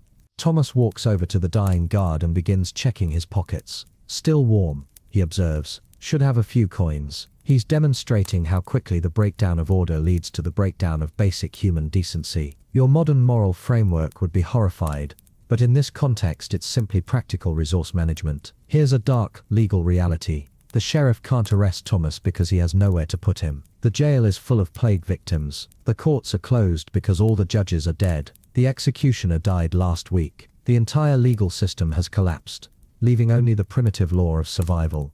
Sheriff William draws his sword, but his hand is shaking. I still have authority, he insists. I still represent the king's law. But Thomas just laughs, a sound like gravel in a tomb. Your king is probably dead too, he says. Even if he isn't, his law can't reach down here.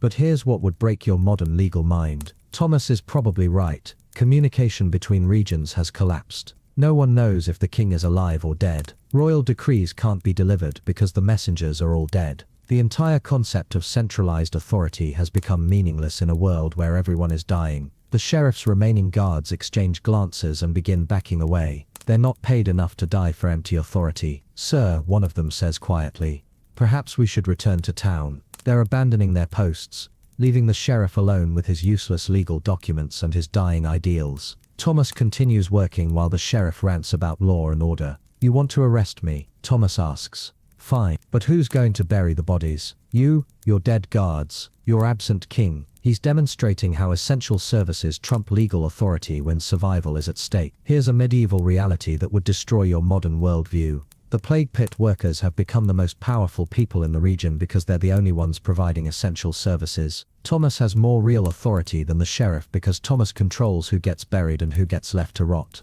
Sheriff William finally lowers his sword, his face reflecting the complete defeat of institutional authority. What am I supposed to tell the people? He asks, desperately. How do I maintain order when there's no order left to maintain? He's describing the psychological collapse that accompanies the breakdown of legal systems. Thomas looks at the sheriff with something approaching pity. Tell them the truth, he says. Tell them that laws are just words and words can't stop plague. Tell them that the only order left is the order of death, and we're the ones who maintain it. The sheriff turns and walks away, leaving his dead guard behind. His authority has officially ended, not with a dramatic confrontation, but with the simple reality that authority without power is just noise. You're witnessing the death of medieval government in real time. Welcome to medieval anarchy, where survival trumps law and necessity murders justice. Merchant Harold arrives at the plague pit with a cart full of supplies, shovels, lime, cloth, and wine. I have what you need, he announces to Thomas. But the price has gone up. You're about to witness how economic systems collapse when demand infinite but suppliers keep dying, creating a marketplace where desperation becomes the only currency that matters. Here's a dark, economic reality that medieval people discovered through catastrophe. Normal market forces break down when both buyers and sellers are dying faster than they can be replaced. Harold isn't just selling supplies. He's exploiting the fact that plague pit workers literally can't afford to refuse him, no matter what he charges. Thomas examines the supplies with the eye of someone who knows he's being cheated. This lime is half sand, he observes. These shovels are made of soft metal. This cloth is rotting. Harold shrugs. Best I can do. Take it or leave it. He's demonstrating how quality control disappears when customers have no alternatives. But here's where your modern economic understanding would be completely useless. You're accustomed to markets with multiple suppliers, consumer protection, and quality standards. Harold operates in a market where he's literally the only game in town because all his competitors are dead. He can sell garbage at premium prices because the alternative is having no supplies at all. Harold pulls out a ledger and begins calculating prices. Shovels are now 10 silver pieces each, he announces. Lime is 5 silver per bag. Wine is 20 silver per bottle. These prices represent roughly 10 times the normal cost. But Thomas doesn't even argue. He knows Harold's prices are the only prices available. Here's a terrifying economic fact. Hyperinflation in plague-affected areas often reached 1,000% or more as supplies dwindled and currency became worthless. Harold isn't just profiteering, he's participating in the complete breakdown of monetary systems. Your modern understanding of fair pricing would be literally incomprehensible in this context. Thomas begins counting out silver coins, but Harold stops him. I don't take silver anymore, he says. Too many people have died. Don't know if it's cursed. He's describing how superstition and fear can destroy confidence in currency, leading to the collapse of monetary systems. Your modern faith in money assumes stable institutions to back it. Harold points to a pile of valuable items taken from corpses. "I'll take the gold jewelry," he says, "and those religious relics, and any spices you might have." He's describing a return to barter systems when formal currency becomes unreliable. Your modern economy depends on trust in abstract value. Harold deals only in tangible goods. But here's what would break your modern economic mind. Harold is probably making the right financial decision. Silver coins from plague victims might actually be contaminated with disease. Currency issued by dead authorities might become worthless. Only physical goods with intrinsic value retain worth when everything else collapses. Thomas negotiates with the desperation of someone who has no choice. "The lime is essential," he explains. "Without it, we can't control the smell or the disease." Harold nods sympathetically, then raises the price again. "High demand," he says. Simple economics. He's using basic supply and demand principles to justify price gouging in a humanitarian crisis. Here's a dark commercial reality. Harold represents the only functioning aspect of the medieval economy: individual survival through ruthless exploitation. While governments collapse and societies crumble, merchants like Harold continue operating because they adapt faster than institutions. Your modern regulated markets would be completely overwhelmed by this level of economic chaos. Harold begins loading his cart with payment from the plague pit workers. "Business is good," he admits. "Terrible times, but good business." He's describing how certain industries thrive during societal collapse. Your modern economic theories about recession and recovery don't account for situations where the entire population is dying. Thomas hands over a golden crucifix taken from a bishop's corpse. "This should cover the lime," he says. Harold examines it carefully, testing the gold with his teeth. "Pure gold," he confirms. "Religious symbols are worth more now. People think they might provide protection." He's describing how psychological value can exceed material value during crises. But here's the most disturbing aspect of Harold's business model. He's literally profiting from mass death. Every plague victim creates demand for his supplies. Every dead worker needs to be replaced with tools he provides. His prosperity is directly tied to the continuation of the catastrophe. Your modern ethical frameworks would find this unconscionable. Harold pulls out a small bottle of liquid. "This is new," he says. "Holy water blessed by a living priest. Very rare, very expensive." He's demonstrating how scarcity creates value, even for items with no practical use. When people are desperate, they'll pay premium prices for hope, superstition, and false promises. Thomas examines the holy water skeptically. "How do I know it's really blessed?" he asks. Harold grins. "You don't. But can you afford to take the chance?" He's using psychological manipulation to justify impossible prices. Your modern consumer protection laws would shut him down immediately. But there are no functioning authorities to enforce such regulations. Here's a medieval economic reality that would destroy your modern worldview. Harold's profiteering is actually helping maintain essential services. Without his supply chain, the plague pit workers couldn't function. His exploitation is keeping the only functional part of society operational. Your modern concepts of economic justice become meaningless when the alternative is complete collapse. Harold finishes his transaction and prepares to leave. "I'll be back next week," he promises, "assuming you're still alive." He's describing business relationships built on the assumption that customers will probably die before any long-term consequences matter. Your modern business ethics assume continuing relationships and reputation management. Thomas watches Harold's cart disappear into the distance. "Highway robbery," he mutters. "But what choice do we have?" He's describing the fundamental economic reality of crisis situations. When you need something to survive, you'll pay any price for it, regardless of fairness or ethics. Welcome to medieval disaster capitalism, where exploitation is the only business model that works. Chapter 10. The Final Descent. When hope dies before you do. Thomas sits on the edge of the plague pit as the sun sets, holding a single candle, the last one in the city. "When this goes out," he says quietly, "we'll be working in complete darkness." The candle represents more than light, it's the final symbol of human civilization. In a world that's forgotten what civilization means, you're about to witness the moment when the last thread connecting the present to the past finally snaps. Here's a dark civilizational fact that medieval people discovered through brutal experience. Society doesn't collapse all at once. It dies in stages, like a candle burning down. First the luxuries disappear, then the conveniences, then the necessities. Finally, even the most basic symbols of human culture flicker out, leaving only darkness and survival. Thomas points across the empty city where no lights shine in any windows. 3 months ago you could see candlelight from every house, he remembers. Now there's nothing. No people, no light, no life. He's describing the visual death of civilization. The moment when human habitation becomes indistinguishable from wilderness. But here's where your modern understanding of societal collapse would be completely inadequate. You're accustomed to thinking about collapse in terms of institutions, governments and economic systems. Thomas is witnessing something more fundamental, the death of the basic human impulse to create light in darkness. When people stop lighting candles, they've given up on tomorrow. The candle flame flickers in the evening breeze, and Thomas cups his hands around it protectively. Jeffrey made this one, he says. Mixed the wax himself from church candles. Said it would burn longer than regular ones. He's describing how craft knowledge becomes precious when the craftsmen are all dead. Your modern mass-produced world has no equivalent to this level of scarcity.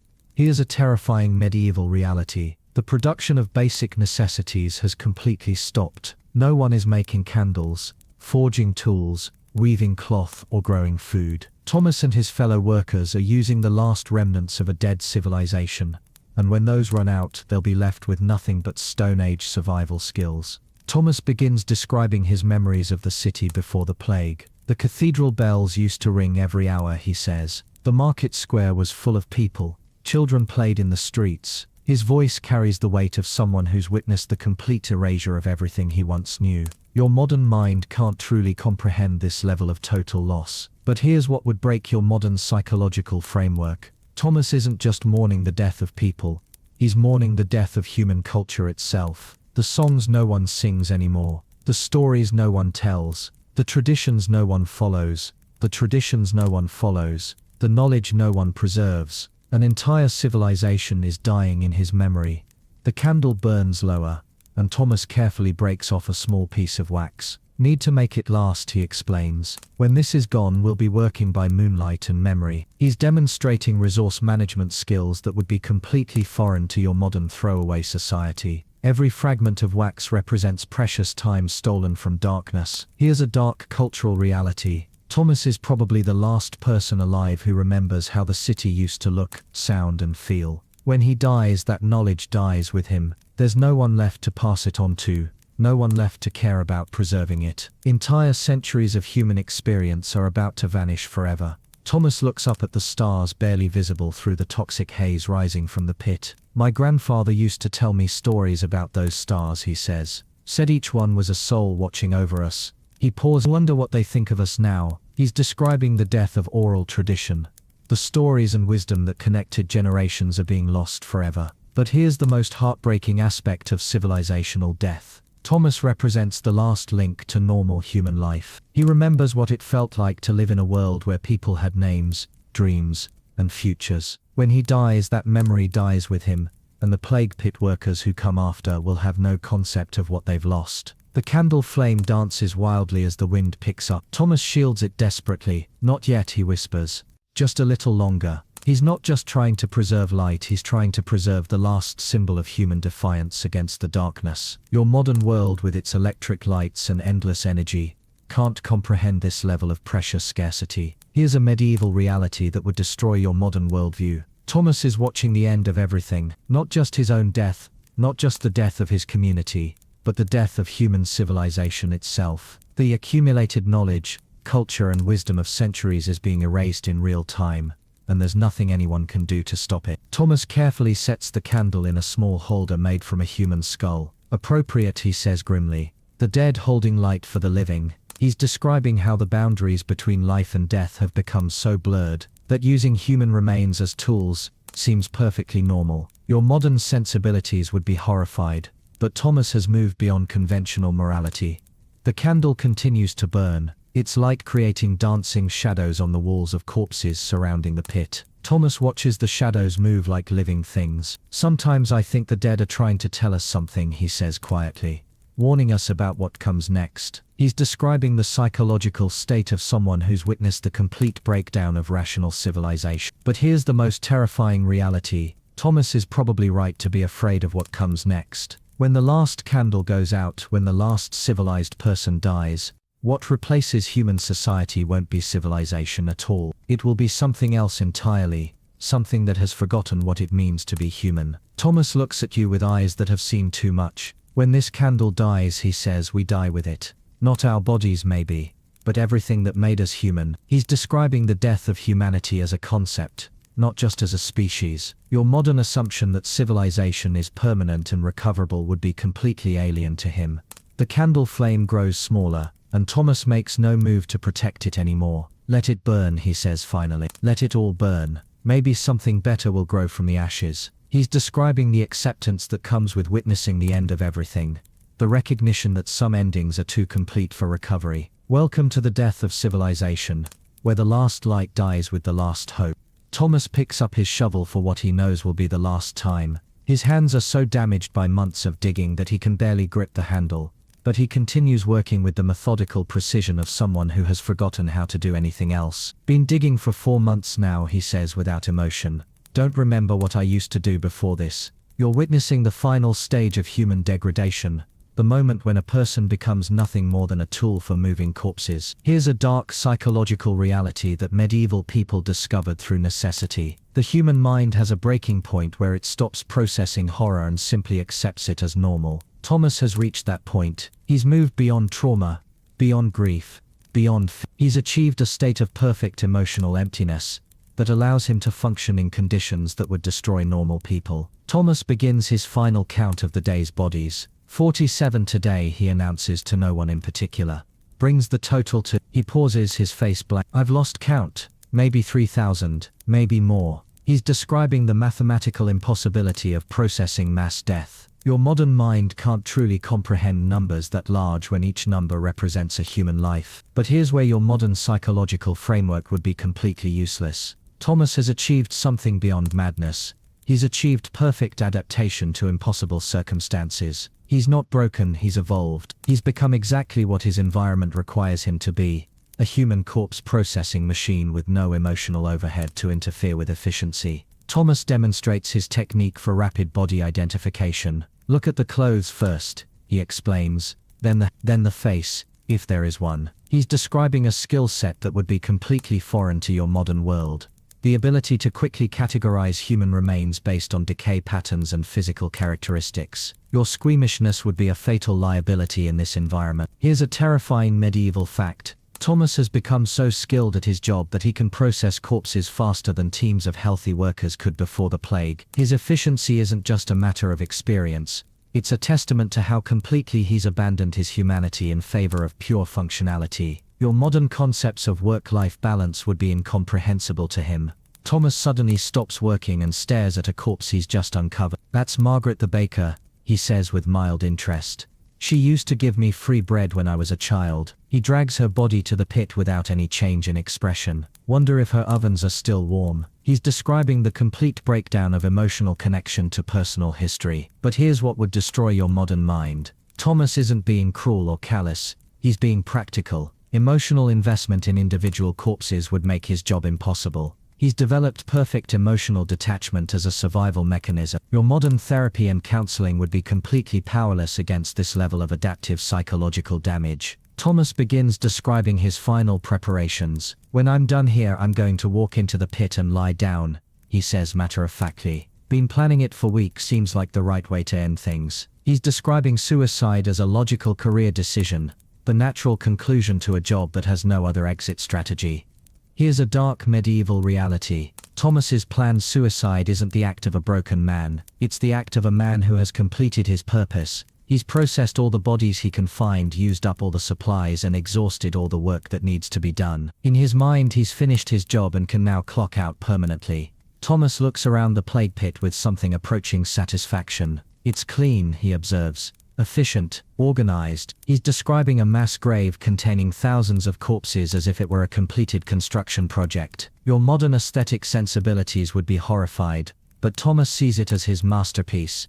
But here's the most disturbing aspect of Thomas's final state. He's achieved a kind of peace through complete surrender to his circumstances. He's not fighting his fate, not raging against the dying of the light. He's simply accepting that his role in the world is finished, and acting accordingly. Your modern self-help culture would find this acceptance incomprehensible. Thomas sets down his shovel and begins removing his work clothes. Don't want to contaminate the pit, he explains. Should be naked when I join them. He's describing final preparations for death, with the same methodical attention to detail he's shown throughout his work. Your modern medical intervention would be completely irrelevant to his decision. Here's a medieval reality that would break your modern worldview. Thomas has become something beyond human. He's become a function, a process, a tool that has outlived its usefulness. He's not dying as a person. He's being decommissioned as a piece of equipment. Your modern concepts of individual worth and personal value would be completely foreign to his current state of mind.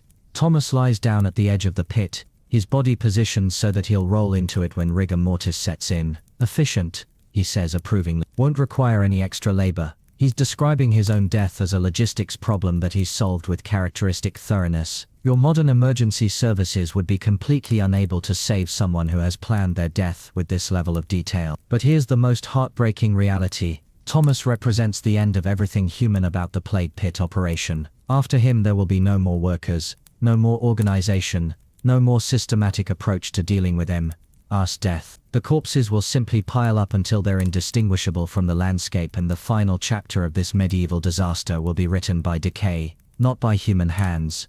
Thomas closes his eyes and smiles for the first time in months. Finally, he whispers. Finally finished. He's describing the completion of a job that has consumed his entire identity. Your modern career counseling and retirement planning would be completely irrelevant to someone whose life's work has been moving dead bodies into holes. The shovel lies beside him, its handle worn smooth by months of constant use. It's the last tool of the last worker in the last functional part of a dead civilization. When Thomas dies, even the pretense of managing the catastrophe will end, and the medieval world will complete its transformation from human society to something else entirely. Welcome to the end of human effort, where even death becomes a solved problem. And so we reach the end of our journey through the plague pit, that medieval nightmare where humanity went to die and left only efficiency in its wake. Thomas's final rest marks not just the end of his story, but the end of the last organized human response to catastrophe. After him there would be only wilderness, silence, and the slow return of nature to places where civilization once pretended to matter. You have witnessed something no modern mind was meant to see, the complete dissolution of everything that makes us human, processed through the methodical machinery of necessity and survival. Thomas and his workers didn't just bury bodies, they buried the very concept of human dignity, one shovelful at a time. Sleep well, if you can. Dream of electric lights and clean air and laws that mean something. Dream of a world where the dead stay buried and the living stay alive long enough to remember what living means.